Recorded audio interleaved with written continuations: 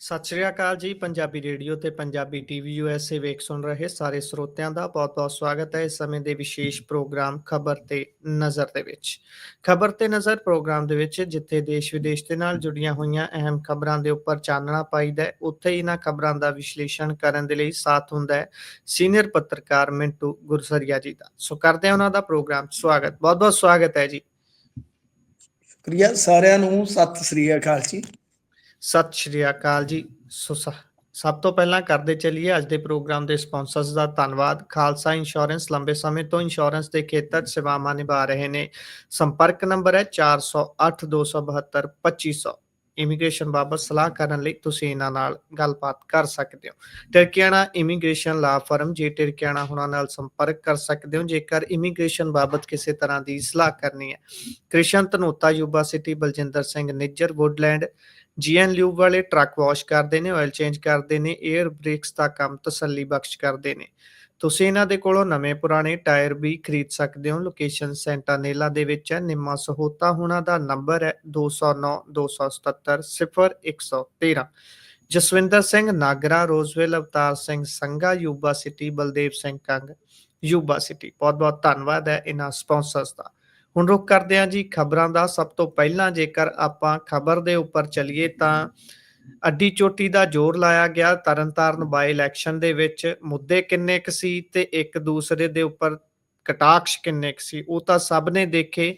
ਜਿੱਤਿਆ ਕੋਈ ਵੀ ਹੋਵੇ, ਆਮ ਲੋਕ ਹਾਰੇ ਨੇ। ਤੇ ਪਾਇਓ ਜ਼ਰਾ ਝਾਤ ਜੀ, ਕਹਿੰਦੇ ਝਾੜੂ ਦਾ ਜਲਵਾ ਤਾਂ ਚੱਲ ਗਿਆ ਪਰ ਕਿਹੜੇ ਮੁੱਦਿਆਂ ਦੇ ਉੱਪਰ ਝਾੜੂ ਜਿੱਤਿਆ ਇਹ ਜ਼ਰਾ ਜ਼ਰੂਰ ਦੱਸਿਓ।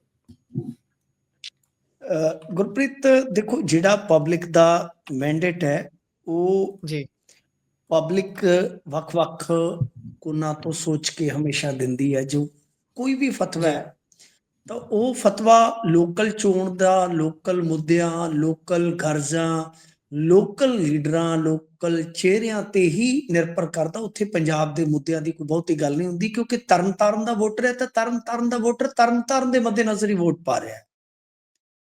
ਇਹ ਗੱਲ ਤੇ ਸਮਝਣ ਵਾਲੀ ਆ। ਸਭ ਤੋਂ ਦੂਜੀ ਚੀਜ਼ ਇਹ ਆ ਕਿ ਇਸ ਵੇਲੇ ਮਤਲਬ ਕਿ ਮੁੱਦਾ ਆਧਾਰਿਤ ਵੈਸੇ ਵੀ ਜੇ ਤੁਸੀਂ ਦੇਖੋਗੇ ਰਾਜਨੀਤੀ ਦੀ ਘਾਟ ਹੈ। ਤੀਜੀ ਗੱਲ ਕਿ ਇਹਦੇ 'ਚ ਜਿਹੜਾ ਇਹ ਨਤੀਜਾ ਮੇਰੇ ਖਿਆਲ ਦੇ ਨਾਲ, ਦੇਖੋ ਇਹਦੇ 'ਚ ਮੈਂ ਇੱਕੋ ਗੱਲ ਕਹਿੰਦਾ ਸੀਗਾ ਪਹਿਲਾਂ ਵੀ ਕਿ ਝਾੜੂ ਜਿਹੜੇ ਵੀ ਲੋਕ ਇਹ ਗੱਲ ਕਹਿੰਦੇ ਸੀ ਕਿ ਮਨਦੀਪ ਸਿੰਘ ਕੰਮ ਖਿੱਚ ਕੇ ਲੈ ਜਾਏਗਾ, ਵਨ ਸਾਈਡਡ ਜਿੱਤ ਹੋਏਗੀ, ਤਾਂ ਮੇਰਾ ਉੱਥੇ ਇਹੋ ਮਤ ਹੁੰਦਾ ਸੀ ਕਿ ਤੁਸੀਂ ਕਿਸੇ ਮੁਗਾਲਤੇ ਦੇ ਵਿੱਚ ਹੋ, ਤੁਸੀਂ ਗਲਤਫਹਿਮੀ ਦੇ ਵਿੱਚ ਹੋ ਕਿ ਕਿਸੇ ਵੀ ਪੱਖ ਤੋਂ ਤੁਸੀਂ ਜੇਕਰ ਜ਼ਿਮਨੀ ਚੋਣ ਅੰਦਰ ਆਮ ਆਦਮੀ ਪਾਰਟੀ ਨੂੰ ਕਮਜ਼ੋਰ ਮੰਨ ਰਹੇ ਹੋ ਤਾਂ ਤੁਹਾਡੀ ਭੁੱਲ ਹੈ। ਬਰਨਾਲੇ ਦਾ ਇਲੈਕਸ਼ਨ ਜਿਹੜਾ ਇਹ ਹਾਰੇ ਸਨ ਤਾਂ ਉਹ ਆਪਾਂ ਨੂੰ ਪਤਾ ਹੈ ਕਿ ਬਾਠ ਸਾਹਿਬ ਜਿਹੜੇ ਬਗਾਵਤ ਕਰ ਗਏ ਔਰ ਜਿਨ੍ਹਾਂ ਨੇ ਆਪਣਾ ਬਗਾਵਤ ਦਾ ਝੰਡਾ ਨੀਵਾਂ ਨਹੀਂ ਹੋਣ ਦਿੱਤਾ ਤੇ ਜਿਨ੍ਹਾਂ ਨੇ ਫਿਰ ਬਗਾਵਤ ਕਰਕੇ ਇਹਨਾਂ ਦੀ ਹਾਰ ਨਿਸ਼ਚਿਤ ਕੀਤੀ ਸੀ, ਉਹ ਇੱਕ ਵੱਡਾ ਕਾਰਨ ਸੀ ਬਰਨਾਲੇ ਹਾਰ 'ਚ, ਜੇ ਤੁਸੀਂ ਦੇਖੋਗੇ ਜ਼ਿਮਨੀ ਚੋਣ 'ਚ। ਅਦਰਵਾਈਜ਼ ਮਤਲਬ ਕਿ ਇਹਨਾਂ ਦੀਆਂ ਜਿਹੜੀਆਂ ਬਾਈ ਇਲੈਕਸ਼ਨ ਜਿੰਨੀਆਂ ਵੀ ਹੋਈਆਂ ਨੇ ਉਹਨਾਂ ਦਾ ਡਾਟਾ ਕੱਢ ਕੇ ਜੇ ਤੁਸੀਂ ਐਨਾਲਿਸਿਸ ਕਰੋਗੇ ਤਾਂ ਮੈਂ ਕਤਈ ਮੰਨਣ ਨੂੰ ਤਿਆਰ ਨਹੀਂ ਸੀ ਕਿ ਆਮ ਆਦਮੀ ਪਾਰਟੀ ਵਾਲੇ ਸਕੀਮ 'ਚੋਂ ਬਾਹਰ ਹੈ। ਦੂਜੀ ਗੱਲ, ਆਮ ਆਦਮੀ ਪਾਰਟੀ ਦੇ ਕੋਲ ਆਪਣਾ ਚਿਹਰਾ ਹੁੰਦਾ ਤਾਂ ਸ਼ਾਇਦ ਕੰਮ ਰਿਸਕੀ ਹੋ ਸਕਦਾ ਸੀਗਾ।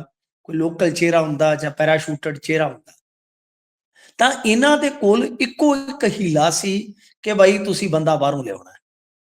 ਤਾਂ ਇਹ ਕੰਮ, ਹਾਲਾਂਕਿ ਦਲ ਬਦਲੀ ਕਹਿ ਲਓ, ਇਸ ਨੂੰ ਇਹਨਾਂ ਦੀ ਲੀਡਰਸ਼ਿਪ ਜਿਹੜੀ ਇਹਨਾਂ ਨੇ ਤਿਆਰ ਨਹੀਂ ਕੀਤੀ ਉਹਦਾ ਲੈਕ ਕਹਿ ਲਓ।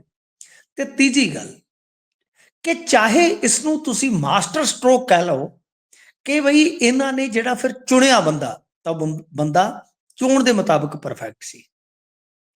3 ਵਾਰ ਉਹ ਜਿੱਤਿਆ, ਠੀਕ ਹੈ ਜੀ।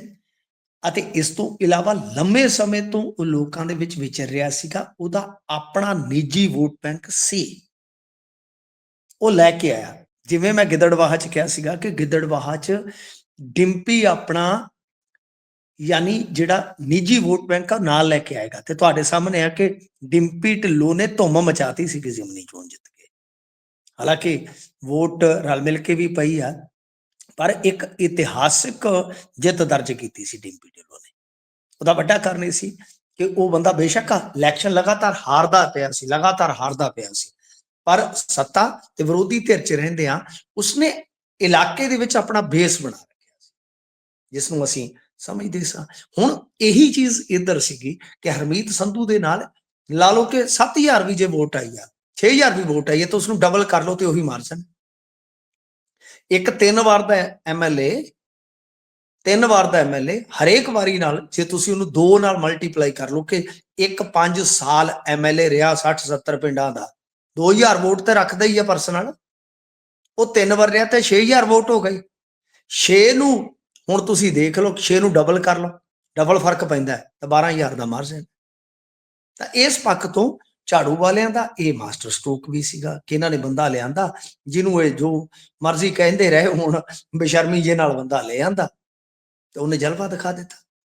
ਫਿਰ ਹੋਇਆ ਕੀ ਆ ਕਿ ਐਸੀ ਵੋਟ ਗੋਲਬੰਦ ਹੋਈ ਆ ਆਮ ਆਦਮੀ ਪਾਰਟੀ ਦੇ ਹੱਕ 'ਚ।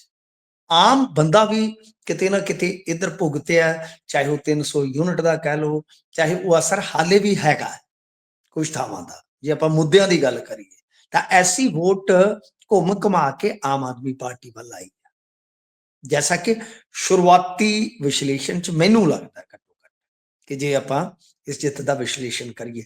ਦੂਜੀ ਗੱਲ ਇਹ ਆ ਕਿ ਇਸ ਸਾਰੇ ਘਟਨਾਕ੍ਰਮ ਤੋਂ ਜਾਂ ਇਸ ਸਾਰੀ ਲੜਾਈ ਤੋਂ ਇੱਕ ਗੱਲ ਜਿਹੜੀ ਪਹਿਲਾਂ ਤੈਅ ਸੀ, ਉਹ ਇਹ ਸੀ ਕਿ ਆਮ ਆਦਮੀ ਪਾਰਟੀ ਹਾਰ ਅਫੋਰਡ ਨਹੀਂ ਕਰਦੀ। ਜਿੱਤ ਉਹਦੀ ਇੱਕ ਆਮ ਜਿੱਤ ਆ। ਇਹਦੇ ਨਾਲ ਆਮ ਆਦਮੀ ਪਾਰਟੀ ਨੂੰ ਜੇ ਇਹ ਕਹਿੰਦੇ ਨੇ ਨਾ ਕਿ 27 ਦੇ ਮਾਮਲੇ 'ਚ ਜੀ ਇਹ ਸੈਮੀ ਫਾਈਨਲ ਹੈ, ਮੈਂ ਇਸ ਨੂੰ ਨਹੀਂ ਮੰਨਦਾ। ਇਹ ਬਿਲਕੁਲ ਡਾਇਲੋਗ ਹੁੰਦੇ, ਰਾਜਨੀਤਿਕ ਡਾਇਲੋਗ ਹੁੰਦੇ, ਮੈਂ ਬਹੁਤ ਵਾਰੀ ਇਹ ਸੁਣਿਆ ਤੇ ਬਾਅਦ ਦੇ ਵਿੱਚ ਇਹਨਾਂ ਦਾ ਉਹ ਹਸ਼ਰ ਹੁੰਦਾ ਵੇਖਿਆ ਮੈਂ ਲੀਡਰਾਂ ਦਾ ਕਿ ਗੱਲ ਹੀ ਛੱਡ ਦੋ। ਤਾਂ ਅਕਾਲੀ ਵੀ ਤੇ ਇਹੋ ਹੀ ਕਹਿੰਦੇ ਰਹੇ ਨਾ 17 ਤੋਂ ਪਹਿਲਾਂ, ਇਹ ਜੀ ਸੈਮੀ ਫਾਈਨਲ ਜਿੱਤ ਗਿਆ ਜੀ, ਫਲਾਣਾ ਅਸੀਂ ਜਿੱਤ ਲਿਆ। ਤਾਂ ਬਾਅਦ ਦੇ ਵਿੱਚ ਕੀ ਹੋਇਆ ਸੀ 17 'ਚ? ਕਾਂਗਰਸੀ ਵੀ ਇਹੋ ਕਹਿੰਦੇ ਸੀ। ਤਾਂ ਮਤਲਬ ਕਿ ਇਹ ਹੁੰਦੇ ਨੇ ਡਾਇਲੋਗ, ਰਾਜਨੀਤਿਕ ਡਾਇਲੋਗ। ਪਰ ਜੇ ਤੁਸੀਂ ਵੇਖੋਗੇ ਤਾਂ ਅੱਗੇ ਜਾ ਕੇ ਇਹਨਾਂ ਲਈ ਕੀ ਹਾਲਾਤ ਬਣਦੇ ਆ, ਉਹਨਾਂ ਨੂੰ ਛੱਡ ਦਈਏ ਤਾਂ ਇਹ ਹਾਰ ਅਫੋਰਡ ਨਹੀਂ ਸੀ ਕਰਦੇ। ਹਾਰ ਦਾ ਮਤਲਬ ਸੀ ਕਿ ਆਮ ਆਦਮੀ ਪਾਰਟੀ 27 ਤੱਕ ਆਪਣ ਤੋਂ ਪਹਿਲਾਂ ਹੀ ਹੰਭ ਜਾਂਦੀ। ਸੋ ਇਸ ਵਾਸਤੇ ਹਾਰ ਅਫੋਰਡ ਨਹੀਂ ਸੀ ਕਰਦੇ। ਜਿੱਤ ਇੱਕ ਆਮ ਜਿੱਤ ਹੈ, ਪਰ ਮੈਂ ਜਿਵੇਂ ਕਹਿ ਰਿਹਾ ਕਿ ਜਿੱਤ ਹੁੰਦੀ ਹੈ ਤਾਂ ਉਹਦੇ ਵਿੱਚ ਇਹਨਾਂ ਦਾ ਜਿਹੜਾ ਕਹਿ ਲਓ ਕਿ ਚਿਹਰਾ ਚੁਣਨ ਦਾ ਮਾਮਲਾ ਸੀਗਾ ਉਹ ਬਿਲਕੁਲ ਫਿੱਟ ਬੈਠਾ। ਹੁਣ ਰਹੀ ਗੱਲ ਕਿ ਇਸ ਇਲੈਕਸ਼ਨ ਦੇ ਵਿੱਚ ਸਰਪ੍ਰਾਈਜ਼ ਕੀਤਾ ਜਿਸਨੇ, ਤਾਂ ਉਹ ਆ ਅਕਾਲੀ ਦਲ ਬਾਦਲ।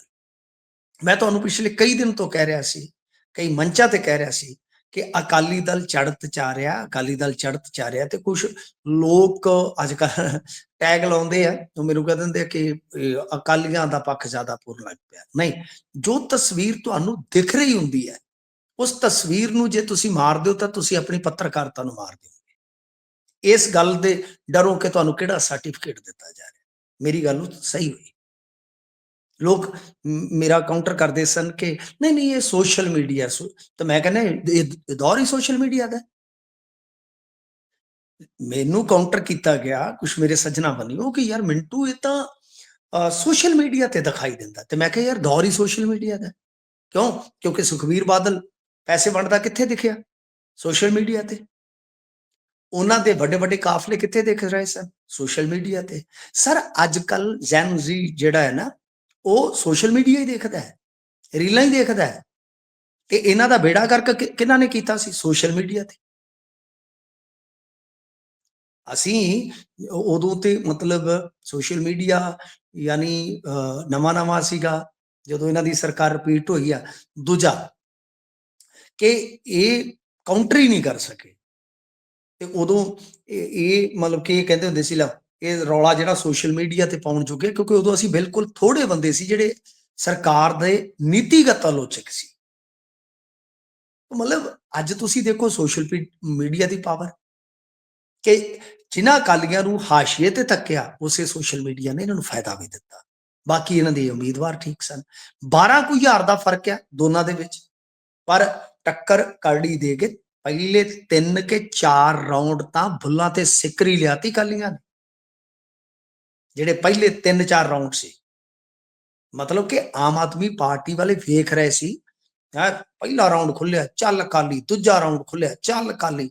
ਮਤਲਬ ਕਿ ਇਹਨਾਂ ਦੇ ਬੁੱਲਾਂ ਤੇ ਸਿੱਕਰੀ ਆ ਗਈ ਕਿ ਆ ਕੀ ਬਣ ਗਿਆ।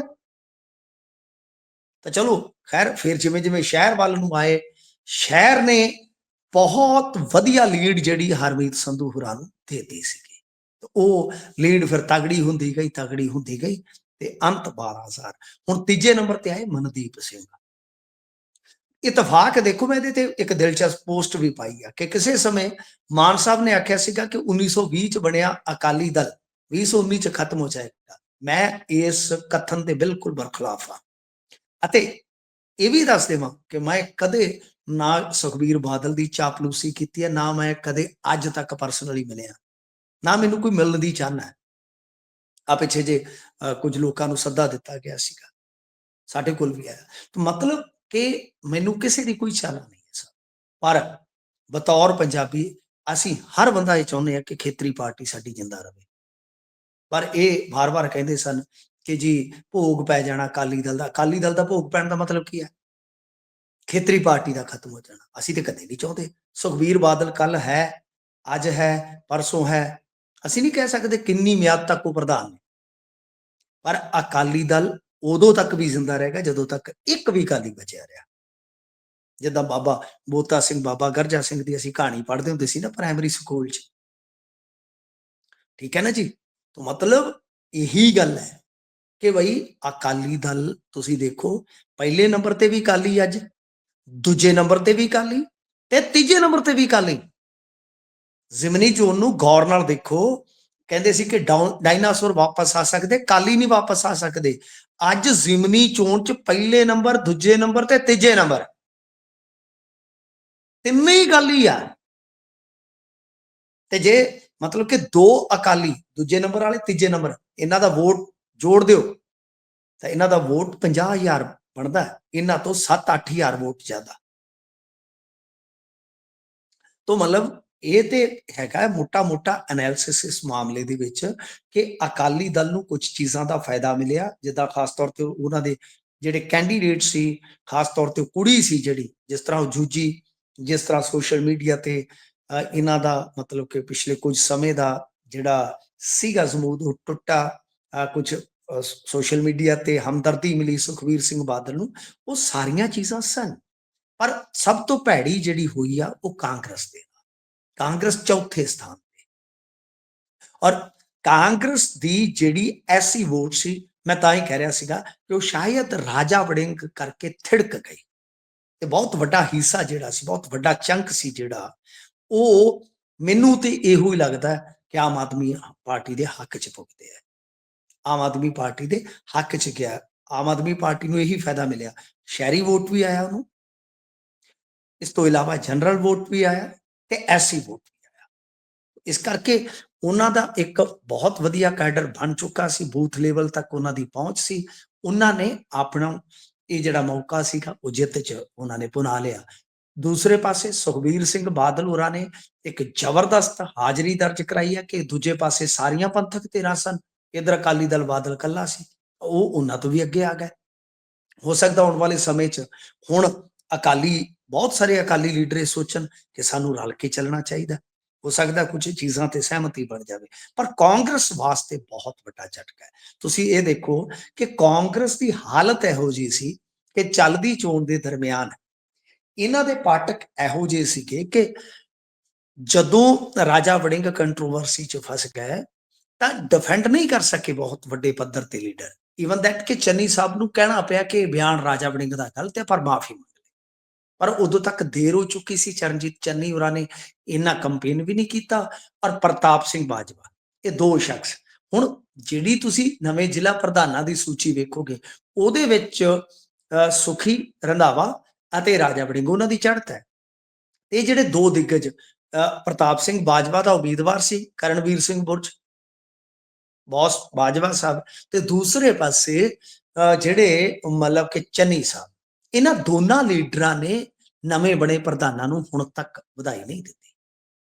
ਤਾਂ ਤੁਸੀਂ ਇਹਨਾਂ ਦੇ ਪਾਠਕ ਵੀ ਦੇਖ ਲਓ, ਯਾਨੀ ਕੰਟਰੋਵਰਸੀ ਪਲੱਸ ਤੁਸੀਂ ਇਹਨਾਂ ਦੇ ਆਪਸ ਦੇ ਪਾਠਕ ਦੇਖ ਲਓ, ਤੇ ਇਹਦਾ ਹਸ਼ਰ ਇਹਨਾਂ ਨੇ ਆ ਕਰ ਦਿੱਤਾ ਹੈ ਕਿ ਇਸ ਵੇਲੇ ਕਾਂਗਰਸ ਜਿਹੜੀ ਉਹ ਚੌਥੇ ਸਥਾਨ ਤੇ ਆ, ਤੇ ਪੰਜਵੇਂ ਤੇ ਭਾਰਤੀ ਜਨਤਾ ਪਾਰਟੀ ਜਿਹਨੂੰ ਵੋਟ 6000 ਪ੍ਰਾਪਤ ਹੋਈ ਆ, 6000 ਵੋਟ ਪ੍ਰਾਪਤ ਹੋਈ ਆ, ਤੇ ਗੱਲ ਇਹ ਆ ਕਿ ਭਾਰਤੀ ਜਨਤਾ ਪਾਰਟੀ ਨੂੰ ਵੀ ਸਮਝਣਾ ਪਵੇਗਾ ਕਿ ਐਂਟੀ ਪੰਜਾਬ ਟੈਗ ਤੁਹਾਡੇ ਤੇ ਹਾਲੇ ਵੀ ਲੱਗਦਾ ਹੈ। ਵਿੱਚ ਯੂਨੀਵਰਸਿਟੀ ਵਾਲਾ ਜਿਹੜਾ ਮੁੱਦਾ ਉੱਠਿਆ ਤੇ ਇੱਕ ਮੋਟੀ ਅਸੈਸਮੈਂਟ ਸੀ ਕਿ 10,000 ਪਲੱਸ ਇਹ ਜਾਣਗੇ, 10 ਤੋਂ 15,000 ਜਾ ਸਕਦੇ। ਮੇਰੇ ਖਿਆਲ ਦੇ ਨਾਲ 4-5,000 ਵੋਟ ਦਾ ਐਨ ਮੌਕੇ ਤੇ ਇਹਨਾਂ ਨੂੰ ਨੁਕਸਾਨ ਇਸ ਮੁੱਦੇ ਨੇ ਕਰ ਦਿੱਤਾ। ਬਹੁਤ ਇਹ ਵੱਡਾ ਝਟਕਾ ਸੀ। ਜੇ 10 ਵਾਲੀ ਲਾਈਨ 'ਚ ਜਾਂਦੇ ਤਾਂ ਭਾਜਪਾ ਮਤਲਬ ਕਿ ਕਹਿ ਸਕਦੀ ਸੀ ਕਿ ਅਸੀਂ ਥੋੜੀ ਇੱਜ਼ਤ ਆਪਦੀ ਰੱਖ ਵਿਖਾਈ ਆ, ਪਰ ਜਿਹੜੀ 10 ਤੋਂ ਥੱਲੇ ਵਾਲੀ ਲਾਈਨ ਸੀ ਤਾਂ ਇਹ ਇਹਨਾਂ ਦੀ ਕੋਈ ਇੱਜ਼ਤ ਵਾਲੀ ਜਿਹੜੀ ਹੈ ਉਹ ਪ੍ਰਾਪਤੀ ਨਹੀਂ ਹੈ। ਮੈਂ ਮੰਨਦਾ तो इस करके ये मेरा मोटा एनालिसिस सीगा, मोटा कह लो कि जो मैं देखिया समझिया, जो समझण दा यतन कीता, इहदे विच बस इहो गल आ कि ये भी नहीं हैगा कि ये जित आम आदमी पार्टी दी रेपुटेशन दी गारंटी है, नहीं। ते दूजे नंबर ते अकालियां वास्ते भी ये नहीं है कि लो जी हुण अकाली जिहड़े आ वो डायनासोर भी ले आउणगे ते नाल वो भी सत्ता च आ जाणगे, नहीं। ਇਹ ਇੱਕ ਖਾਸਾ ਸੀ ਤਰਨਤਾਰਨ ਦਾ ਜੋ ਵੇਖਿਆ ਗਿਆ। ਜਿਵੇਂ ਮੈਂ ਕਿਹਾ ਕਿ ਕੁਝ ਉਮੀਦਵਾਰਾਂ ਦੇ ਆਪਣੇ ਹੀਲੇ ਵਸੀਲੇ ਵੀ ਸੀਗੇ, ਬਾਕੀ ਹਾਲੇ ਬਹੁਤ ਕੁਝ 27 ਤੇ ਇਸ ਸਮੇਂ 25 ਦੇ ਦਰਮਿਆਨ ਪਿਆ ਜਿਹੜਾ ਤੈਅ ਕਰੇਗਾ ਕਿ ਕੌਣ ਅੰਤਲੀ ਲੜਾਈ ਜਿਹੜੀ ਉਹ ਜਿੱਤਦਾ ਹੈ। ਜੀ ਤਰਨਤਾਰਨ ਵਾਲੀ ਚੋਣ ਤਾਂ ਚਲੋ ਸੱਤਾਧਾਰੀ ਤੇ ਆਮ ਆਦਮੀ ਪਾਰਟੀ ਜਿੱਤ ਗਈ ਹੈ। ਇਸ ਤੋਂ ਅੱਗੇ ਗੱਲ ਬਿਹਾਰ ਦੀ ਕਰਦੇ ਆਂ। ਬਿਹਾਰ 'ਚ ਵੀ ਗਏ ਸੀ ਇਹਨਾਂ ਦੇ ਕੌਮੀ ਕਨਵੀਨਰ ਕੇਜਰੀਵਾਲ ਹੋਣੀ, ਤੇ ਉੱਥੇ ਇਹਨਾਂ ਨੇ ਐਲਾਨ ਵੀ ਕੁਝ ਤਕੜਾ ਹੀ ਕੀਤਾ ਸੀ ਵੀ ਬੀਬੀਆਂ ਲਈ ਤਾਂ ਅਸੀਂ ਗੱਫੇ ਲੈ ਕੇ ਆਉਣੇ ਨੇ। ਉੱਥੇ ਕਿਹੋ ਜੀ ਹਾਲਤ ਰਹੀ ਹੈ ਜੀ ਇਹਨਾਂ ਦੀ? ਨਾਲ ਦੀ ਨਾਲ ਦੱਸਿਓ। ਕਹਿੰਦੇ ਰਾਹੁਲ ਹੋਰਾਂ ਨਾਲ ਤਾਂ ਬਾਹਲੀ ਬੁਰੀ ਹੋਈ ਹੈ। ਦੇਖੋ, ਤੇ ਜੇ ਰਾਹੁਲ ਗਾਂਧੀ ਹੋਰਾਂ ਨਾਲ ਬੁਰੀ ਹੋਈ ਹੈ ਤੇ ਫਿਰ ਇਹ ਕਿਹੜੇ ਬਾਗ ਦੀ ਮੂਲੀ ਆ? ਇਹਨਾਂ ਦੇ ਬਿਹਾਰ ਦੇ ਵਿੱਚ ਤੇ ਕੁਝ ਵੀ ਨਹੀਂ ਹੈਗਾ, ਲੱਲਾ ਕੱਖ ਹੀ ਹੈ ਨਹੀਂ। ਇਹ ਤਾਂ ਉੱਥੇ ਐਵੇਂ ਗਏ ਸਨ ਸ਼ੁਗਲ ਜਿਹਾ ਕਰਨਾ ਵੀ ਜਿੰਨਾ ਕੁ ਹੁੰਦਾ ਨੁਕਸਾਨ ਉਹਨਾਂ ਦਾ ਕਰ ਦਿਆਂਗੇ। ਅੱਛਾ, ਗੱਲ ਇਹ ਆ ਕਿ ਇੱਥੇ ਮਤਲਬ ਕਿ ਇਹਨਾਂ ਦਾ ਕੋਈ ਉੱਥੇ ਕੈਡਰ ਨਹੀਂ ਹੈਗਾ ਸੀ, ਕੋਈ ਕੁਛ ਨਹੀਂ, ਕੋਈ ਮਤਲਬ ਕਿ ਵੱਟੀ ਦਾ ਹੀ ਕੱਖ ਨਹੀਂ ਸੀ ਇਹਨਾਂ ਦੀਆਂ। ਤੇ ਮੈਨੂੰ ਲੱਗਦਾ ਜ਼ਮਾਨਤਾਂ ਜ਼ਬਤ ਹੋਈਆਂ ਹੋਣੀਆਂ ਉੱਥੇ, ਗੌਰ ਨਾਲ ਵੇਖਿਓ ਤੁਸੀਂ ਡਾਟਾ ਕੱਢ ਕੇ, ਕਿਤੇ ਵਿਰਲੀ ਕੋਈ ਜ਼ਮਾਨਤ ਬਚ ਗਈ ਹੈ ਤਾਂ ਵਾਹ ਭਲੀ। ਇਹਨਾਂ ਦਾ ਉੱਥੇ ਕੀ ਵੱਟਿਆ ਜਾਣਾ ਸੀ। ਰਹੀ ਗੱਲ ਰਾਹੁਲ ਗਾਂਧੀ ਹੋਰਾਂ ਦੀ, ਦੇਖੋ ਇਸ ਵੇਲੇ ਇੱਕ ਇਤਿਹਾਸਕ ਜਿੱਤ ਦਰਜ ਕੀਤੀ ਆ ਐਨਡੀਏ, ਕੋਈ ਸ਼ੱਕ ਨਹੀਂ। ਮਤਲਬ ਕਿ ਮੈਂ ਵੀ ਮੰਨਦਾ ਸੀ ਵੀ ਯਾਰ ਇਲੈਕਸ਼ਨ ਫਸੂਗਾ। ਜਿਵੇਂ ਤਰਨ ਵਾਲੇ ਮਾਮਲੇ 'ਚ ਮੈਂ ਜਿਵੇਂ ਕਿਹਾ ਸੀਗਾ ਵੀ ਕਦਾਚਿਤ ਮੈਂ ਮੰਨਣ ਨੂੰ ਤਿਆਰ ਨਹੀਂ ਹੈ ਕਿ ਆਮ ਆਦਮੀ ਪਾਰਟੀ ਜਿਹੜੀ ਹੈ ਉਹ ਲੜਾਈ 'ਚੋਂ ਬਾਹਰ ਹੋ ਜਾਏਗੀ। ਇਸੇ ਤਰ੍ਹਾਂ ਬਿਹਾਰ 'ਚ ਮੈਂ ਇਹ ਵੀ ਮੰਨਣ ਨੂੰ ਤਿਆਰ ਨਹੀਂ ਸੀ ਕਿ ਭਾਰਤੀ ਜਨਤਾ ਪਾਰਟੀ, ਕਿਉਂਕਿ ਮੈਂ ਤੁਹਾਨੂੰ ਅਕਸਰ ਕਹਿਣਾ ਹੁੰਦਾ ਕਿ ਜੇ ਤੁਸੀਂ ਗੋਦੀ ਮੀਡੀਆ ਤੇ ਨਿਰਭਰ ਹੋ ਤਾਂ ਤੁਸੀਂ ਤਦ ਵੀ ਕਹਿ ਲਓ ਕਿ ਆਪਦੇ ਦਿਮਾਗ ਨਾਲ ਧੱਕਾ ਕਰ ਰਹੇ ਹੋ, ਸੋਚ ਨਾਲ। ਤੇ ਜੇ ਤੁਸੀਂ YouTube ਦੇ ਕੁਝ ਐਂਟੀ ਮੋਦੀ ਜਾਂ ਐਂਟੀ ਭਾਜਪਾ ਦੇ ਪੱਤਰਕਾਰਾਂ ਤੇ ਨਿਰਭਰ ਹੋ, ਉਹ ਪੱਤਰਕਾਰ ਕੋਈ ਵੀ ਹੋ ਸਕਦਾ, ਮੈਂ ਕਿਸੇ ਦਾ ਨਾਮ ਨਹੀਂ ਲਵਾਂਗਾ, ਕਿਸੇ ਵੱਡੇ ਚੈਨਲ 'ਚੋਂ ਆਇਆ ਵੱਡਾ ਚਿਹਰਾ ਹੋ ਸਕਦਾ ਹੈ ਜਾਂ ਜਿਹਨੂੰ ਵੀ ਤੁਸੀਂ ਪਸੰਦ ਕਰਦੇ ਹੋ, ਜੇ ਇਕੱਲੇ ਤੁਸੀਂ ਉਹਦੇ ਤੇ ਨਿਰਭਰ ਹੋ ਤਦ ਵੀ ਤੁਸੀਂ ਮੇਰੇ ਖਿਆਲ ਦੇ ਨਾਲ ਠੀਕ ਨਹੀਂ ਕਰ ਰਹੇ ਧਾਰਨਾ ਦੇ ਤੌਰ ਤੇ। ਇਹ ਮੇਰੀ ਆਪਣੀ ਕਹਿ ਲਓ ਕਿ ਥਿੰਕਿੰਗ ਹੈ, ਮੇਰਾ ਆਪਣਾ ਸੋਚਣਾ। ਕਿਉਂ? ਕਿਉਂਕਿ ਮੈਂ ਗੋਦੀ ਮੀਡੀਆ ਤੋਂ ਵੀ ਦੂਰੀ ਰੱਖਦਾ। ਇਹ ਜਿਹੜੇ ਯੂਟਿਊਬਰ ਤੇ ਅੱਜ ਕੱਲ ਮਤਲਬ ਕਿ ਵਨ ਸਾਈਡਡ ਕੰਮ ਚਲਾਉਂਦੇ ਆ, ਉਹਨਾਂ ਦਾ ਕੰਮ ਇੱਕੋ ਹੁੰਦਾ, ਜਦੋਂ ਇਲੈਕਸ਼ਨ ਐਲਾਨਿਆ ਗਿਆ ਉਹਨਾਂ ਨੇ ਇੱਕੋ ਸਾਹ ਲੱਗੇ ਰਹਿਣਾ, ਭਾਜਪਾ ਹਾਰ ਰਹੀ ਆ, ਤੇਜਸਵੀ ਜਿੱਤ ਰਿਹਾ, ਰਾਹੁਲ ਜਿੱਤ ਰਿਹਾ, ਆ ਹੋ ਰਿਹਾ, ਮੋਦੀ ਹਾਰ ਰਿਹਾ, ਚਨਕਿਆ ਹਾਰ ਰਿਹਾ, ਭਾਜਪਾ ਹਾਰ ਰਿਹਾ। ਨਹੀਂ, ਜਦੋਂ ਮਤਲਬ ਕਿ ਆਪਾਂ ਇਹਨਾਂ ਚੀਜ਼ਾਂ ਤੇ ਬਿਲਕੁਲ ਨਿਰਭਰ ਕਰਦੇ ਹਾਂ ਤਾਂ ਖੇਲਾ ਹੋ ਜਾਂਦਾ। ਅੱਛਾ, ਉਸ ਤੋਂ ਅੱਗੇ ਆ ਜਾਓ ਕਿ ਬਈ ਸਾਰਾ ਕੁਝ ਸੱਚ ਹੈ। ਹੁਣ ਜਿਵੇਂ ਤੁਸੀਂ ਦੇਖੋ, ਮੈਂ ਵੀ ਇਹਨਾਂ ਚੀਜ਼ਾਂ ਨੂੰ ਦੇਖਦਾ ਕਿ ਬਈ ਮੈਂ ਤਾਂ ਅੱਜ ਤੋਂ ਕਈ ਸਾਲ ਪਹਿਲਾਂ ਦਾ, ਪ੍ਰਵੀਨ ਨੂੰ ਪਤਾ ਹੈ ਜੀ, ਮੈਂ ਕਈ ਸਾਲ ਪਹਿਲਾਂ ਦਾ ਕਹਿਣਾ ਕਿ ਜੋ ਭਾਰਤੀ ਜਨਤਾ ਪਾਰਟੀ ਦੀ ਗੁਜਰਾਤ ਲੌਬੀ ਇਲੈਕਸ਼ਨ ਲੜਦੀ ਹੈ ਨਾ, ਇਹ ਤੇ ਮਤਲਬ ਕਿ ਅਸਾਮ ਦਾਮ ਦੰਡ ਵੇਦਕਾ ਦਾ ਇਹ ਤੇ ਗਾਂ ਦਾ ਫਾਰਮੂਲਾ ਹੈ ਜੀ ਸਰ। ਜਿੱਥੇ ਮੈਂ ਤੁਹਾਡੇ ਨਾਲ ਗੱਲ ਕਰ ਰਿਹਾ, ਮੇਰੇ ਕੋਲ 2-3 ਕਿਤਾਬਾਂ ਪਈਆਂ ਨੇ ਇਹਨਾਂ ਦੇ ਇਲੈਕਸ਼ਨ ਲੜਨ ਦੀ ਸਟ੍ਰੈਟਜੀ ਨੂੰ ਲੈ ਕੇ, ਐਡੀ ਬਰੀਕੀ ਨਾਲ ਮੈਂ ਸਟੱਡੀ ਕੀਤੀ ਹੋਈ ਆ। ਇੱਥੇ ਗੁਜਰਾਤ ਦੇ ਵਿੱਚ ਇਹ ਕਰਦੇ ਰਹੇ ਕਿ ਮੁਸਲਮਾਨਾਂ ਦੇ ਇਲਾਕਿਆਂ ਦੇ ਵਿੱਚ ਜਿੱਥੇ ਪ੍ਰਭਾਵ ਹੁੰਦਾ ਸੀ, ਉੱਥੇ ਮੁਸਲਮਾਨਾਂ ਦੇ ਕੈਂਡੀਡੇਟ ਉਹਨਾਂ ਨੂੰ ਫੰਡ ਦੇ ਕੇ ਖੜੇ ਕਰਦੇ ਰਹੇ ਜੀ। ਤੁਸੀਂ ਹਿਸਾਬ ਲਾ ਲਓ, ਮਤਲਬ ਕਿ ਇਹਨਾਂ ਦੀ ਏਡੀ ਮਾਈਕਰੋ ਲੈਵਲ ਤੇ ਤਗੜੀ ਰਣਨੀਤੀ ਹੁੰਦੀ ਆ। ਤਾਂ ਉਦਾਂ ਹੀ ਮੈਂ ਉੱਥੇ ਇਹ ਮੰਨਣ ਵਾਸਤੇ ਤਿਆਰ ਨਹੀਂ ਸੀ ਵੀ ਜਿਵੇਂ ਕਹਿ ਕੇ ਆਪਣੇ ਮਤਲਬ ਕਿ ਉਹਨਾਂ ਦੇ ਹੈਗੇ ਯੂਟਿਊਬਰ ਜਾਂ ਜਿਹੜੇ ਵੀ ਕਹਿ ਕੇ ਉਹ ਚਲੇ ਜਾਂਦੇ ਆ ਤੇ ਆਪਣੇ ਬੰਦੇ ਸੁਣ ਕੇ ਆ ਕੇ ਤਾਂ ਸਵਾਲ ਕਰਦੇ ਨੇ ਕਿ ਲਓ ਜੀ ਉੱਥੇ ਹਾਰ ਰਿਹਾ ਭਾਰਤੀ ਜਨਤਾ ਪਾਰਟੀ। ਮੈਂ ਕਿਹਾ ਨਹੀਂ, ਮੈਂ ਹਿੰਦੀ ਪੱਟੀ 'ਚ ਭਾਰਤੀ ਜਨਤਾ ਪਾਰਟੀ ਨੂੰ ਕਿਸੇ ਮੁਕਾਬਲੇ 'ਚੋਂ ਬਾਹਰ ਨਹੀਂ ਮੰਨ ਸਕਦਾ। ਹਾਂ, ਇਹ ਮੇਰਾ ਮੰਨਣਾ ਸੀ ਕਿ ਇਲੈਕਸ਼ਨ ਫਸ ਸਕਦਾ, ਇਲੈਕਸ਼ਨ ਮਤਲਬ ਕਿ ਟੱਕਰ ਫਸ ਵਿੱਚ ਜਾ ਸਕਦਾ, ਉਹ ਵੀ ਗਲਤ ਸੀ। ਇਹ ਤਾਂ ਵਨ ਸਾਈਡਡ ਹੈ, ਇਹ ਤਾਂ ਵਨ ਸਾਈਡਡ ਨਤੀਜਾ ਹੈ ਨਾ ਤੁਹਾਡੇ ਸਾਹਮਣੇ ਹੁਣ ਜੇ ਤੁਸੀਂ ਵੇਖੋਗੇ ਤਾਂ। ਫਿਲਹਾਲ ਜੇ ਆਪਾਂ ਗੱਲ ਕਰੀਏ ਤਾਂ ਐਨਡੀਏ ਗੱਠਜੋੜ ਹੈ ਜਿਹੜਾ, ਉੱਤੇ ਬਿਲਕੁਲ 179 ਜਿੱਤ ਚੁੱਕਾ, 23 ਤੇ ਅੱਗੇ 202, ਯਾਨੀ ਟੋਟਲ ਮੇਰੇ ਖਿਆਲ ਦੇ ਨਾਲ 242 ਦੇ ਪਿੱਛੇ ਛੱਡਿਆ ਕੀ ਇਹਨਾਂ ਨੇ ਜੀ। ਜਿਹੜਾ ਗੱਠਜੋੜ ਆ, ਗੱਠਜੋੜ ਤੇ ਰਹਿ ਗਿਆ 35 ਤੇ 35 ਤੇ। ਮਤਲਬ ਕਿ ਇਹਨੂੰ ਕਲੀਨ ਸਵੀਪ ਹੀ ਕਹਿ ਸਕਦੇ ਆ ਆਪਾਂ, ਹੋਰ ਕੀ ਆ। ਕਿਉਂਕਿ ਮੇਰੇ ਖਿਆਲ ਦੇ ਨਾਲ ਇਹਨਾਂ ਨਾਲ ਤੇ ਓਵੇਸੀ ਚੰਗਾ ਰਹਿ ਗਿਆ ਕਾਂਗਰਸ ਨਾਲ ਜੀ। ਤਾਂ ਗੱਲ ਇਹ ਆ ਕਿ ਇਹ ਚੀਜ਼ਾਂ ਜਿਹੜੀਆਂ ਉਹ ਹੋਈਆਂ। ਮੈਂ ਇਸ ਗੱਲ ਦੇ ਨਾਲ ਬਿਲਕੁਲ ਸਹਿਮਤ ਆ ਕਿ ਟ੍ਰੇਨਾਂ ਭਰ ਕੇ ਲਿਆਂਦੀਆਂ ਗਈਆਂ, 10-10 ਹਜ਼ਾਰ ਰੁਪਈਆ, ਮਤਲਬ ਕਿ ਕੋਈ ਚੀਜ਼ ਛੱਡੀ ਨਹੀਂ ਇਹਨਾਂ ਨੇ। ਇਲੈਕਸ਼ਨ ਕਮਿਸ਼ਨ ਆਫ ਇੰਡੀਆ ਦੀ ਤੇ ਹਾਲਤ ਇਹ ਸੀ ਕਿ ਆਪੇ ਇਹਨਾਂ ਨੇ SIR ਤੋਂ ਬਾਅਦ ਇੱਕ ਪ੍ਰੈਸ ਨੋਟ ਜਾਰੀ ਕੀਤਾ ਜਿਹਦੇ ਚ ਅੰਕੜਾ 7 ਕਰੋੜ 42 ਲੱਖ ਦਾ ਦਿੱਤਾ ਵੋਟਰ ਦਾ।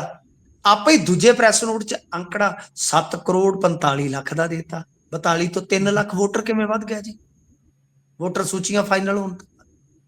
ਐਦੋਂ ਵੱਡਾ ਗਿਆਨੇਸ਼ ਜਿਹੜਾ ਉਹ ਬਈ ਪਲੇਅਰ ਭਾਜਪਾ ਦਾ ਕਿਵੇਂ ਹੋ ਸਕਦਾ?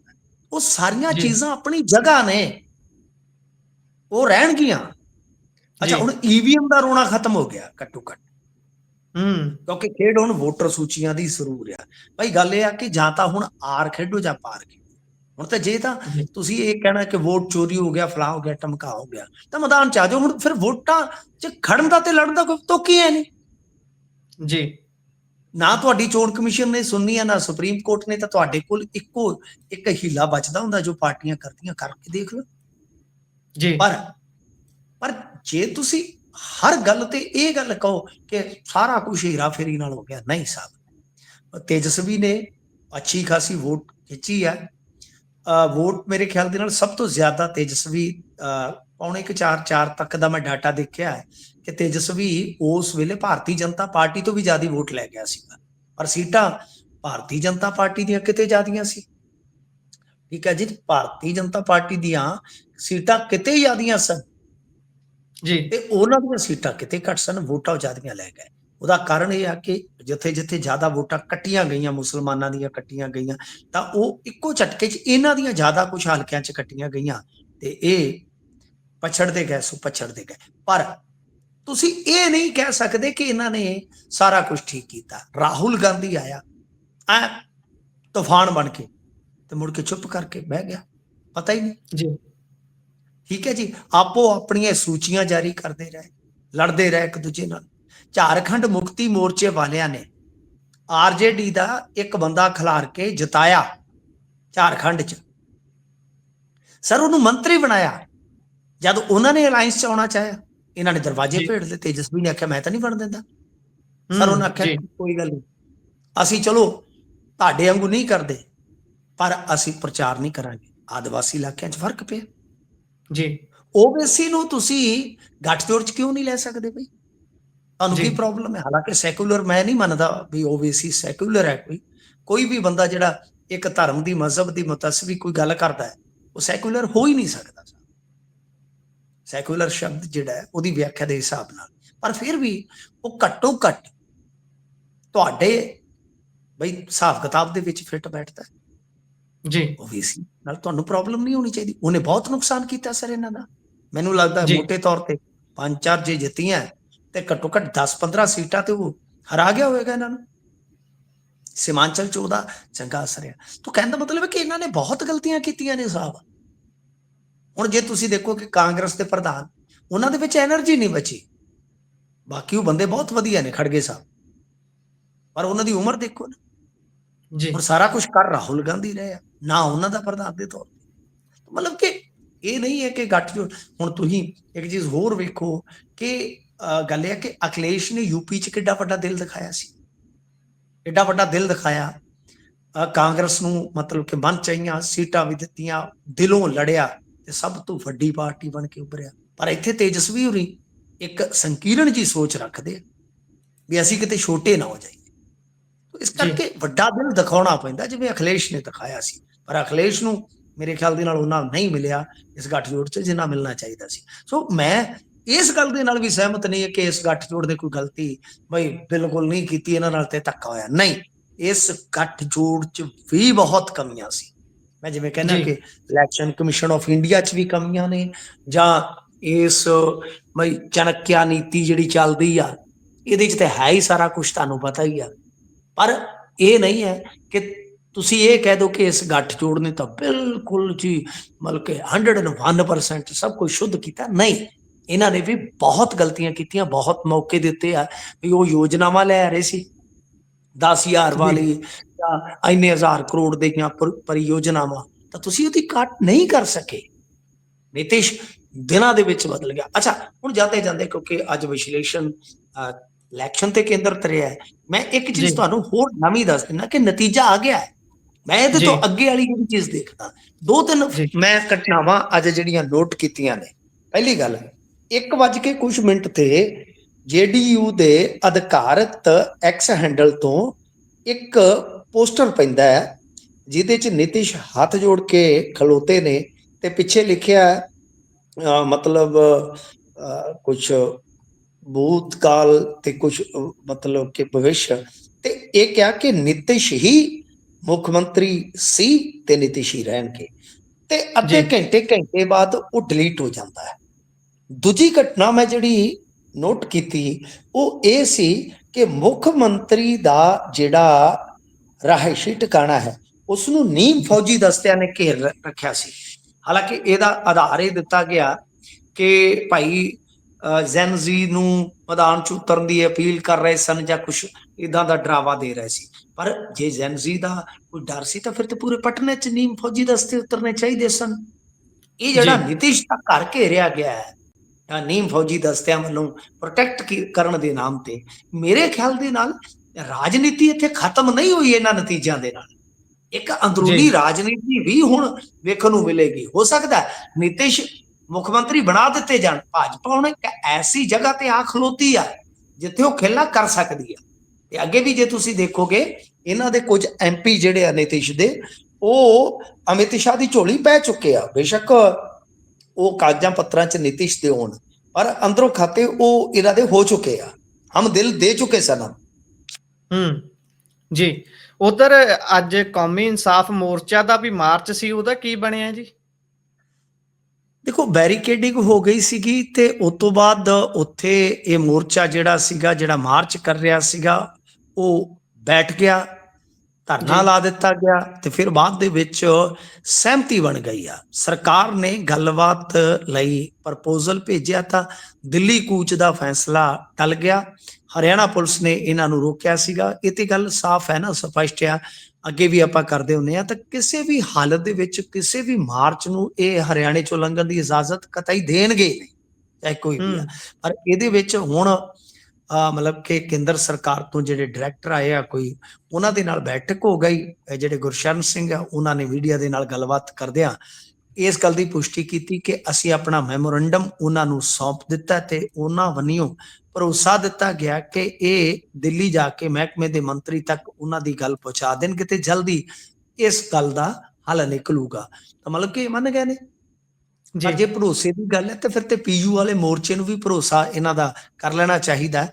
ਖੈਰ ਦੇਖਦੇ ਆ। ਇਦਾਂ ਲੱਗਦਾ ਹੈ ਕਿ ਆਉਣ ਵਾਲੇ ਸਮੇਂ ਦੇ ਵਿੱਚ ਮੈਨੂੰ ਲੱਗਦਾ ਜੇ ਹੁਣ ਬਿਹਾਰ ਤੋਂ ਵਿਹਲੇ ਹੋ ਗਏ ਆ, ਜੇ ਪੰਜਾਬ ਵਾਲੇ ਕੁਛ ਕਿਸੇ ਹਸਰਤ ਭਰੀ ਨਿਗਾਹ ਨਾਲ ਵੇਖਣਗੇ ਜਾਂ ਕੋਈ ਉਮੀਦ ਰੱਖਦੇ ਆ ਤਾਂ ਇਹਨਾਂ ਨੂੰ ਕੁਛ ਨਾ ਕੁਛ ਤੇ ਹੁਣ ਕਰਨਾ ਪਊਗਾ। ਇੱਧਰ ਜੇ ਆਪਾਂ ਦੇਖੀਏ ਕਿਸਾਨ ਯੂਨੀਅਨ ਦੇ ਨੇਤਾ ਸਰਵਣ ਸਿੰਘ ਪੰਧੇਰ, ਇਹਨਾਂ ਨੇ ਵੀ ਦੱਸਿਆ ਕਿ ਕੌਮੀ ਇਨਸਾਫ ਮੋਰਚਾ ਨੇ ਦਿੱਲੀ ਤੱਕ ਮਾਰਚ ਕਰਨਾ ਹੈ। ਕਿਸਾਨ ਸੰਗਠਨਾਂ ਵੱਲੋਂ ਇਸ ਮਾਰਚ ਨੂੰ ਸਮਰਥਨ ਦੇਣ ਦਾ ਫੈਸਲਾ ਕੀਤਾ। ਸਰਵਣ ਸਿੰਘ ਪੰਧੇਰ ਵੀ ਇੱਧਰ ਤੁਹਾਨੂੰ ਪਤਾ ਹੀ ਆ, ਕਦੇ ਕਾਮਰੇਡਾਂ ਦੇ ਨਾਲ, ਕਦੇ ਫੇਰ ਡੱਲੇਵਾਲ ਹੋਰਾਂ ਦੇ ਨਾਲ, ਅੱਜ ਕੱਲ ਹੁਣ ਕੌਮੀ ਇਨਸਾਫ ਮੋਰਚੇ ਨਾਲ ਵੀ ਆ ਗਏ ਆ। ਜ਼ਰਾ ਬਈ ਹੁਣ ਮੈਂ ਕੀ ਕਹਾਂ, ਕੌਮੀ ਇਨਸਾਫ ਮੋਰਚੇ ਵਾਲਿਆਂ ਨੂੰ ਵੀ ਦੇਖਣ ਦੀ ਜ਼ਰੂਰਤ ਹੈ। ਜੀ। ਇੱਕ ਹੋਰ ਨੌਜਵਾਨ ਸਰਪੰਚ ਨੇ ਖੁਦਕੁਸ਼ੀ ਕੀਤੀ ਹੈ ਜੀ, ਇਹ ਮਾਮਲਾ ਕੀ ਹੈ?